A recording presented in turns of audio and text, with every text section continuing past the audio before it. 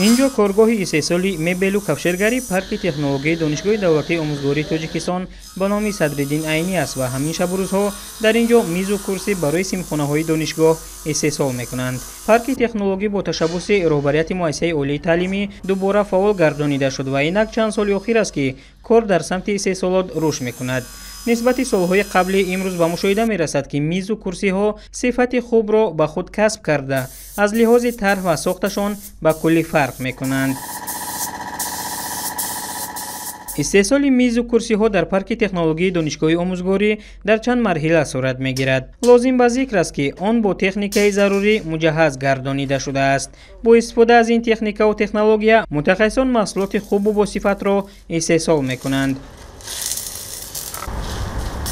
طبق معلومات در موسم امسال در پارک تکنولوژی دانشگاه دولتی آموزگاری تاجیکستان به نام صدرالدین عینی علاقه بیش از 1000 میز و 2000 کرسی استحصال کرده شده است. این معنای آن را دارد که در سال نو تحصیل باز دهها سیمخانه دیگر در فاکولته های دانشگاه با میز و کرسی های نو تامین می‌گردند و دانشجویان در شرایط بهتر به علم آموزی مشغول خواهند شد.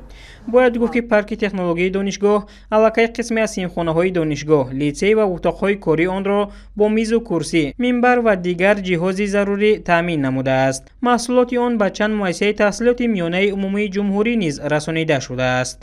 همزمان پارک تکنولوژی در یکجایی با جلب متخصصان با تجهیزات نو زمانوی چاپ بنر و رکلامه ها را به راه مانده امکانیتی به مشتریان بیرون خدمت رسانیدن را نیز دارد.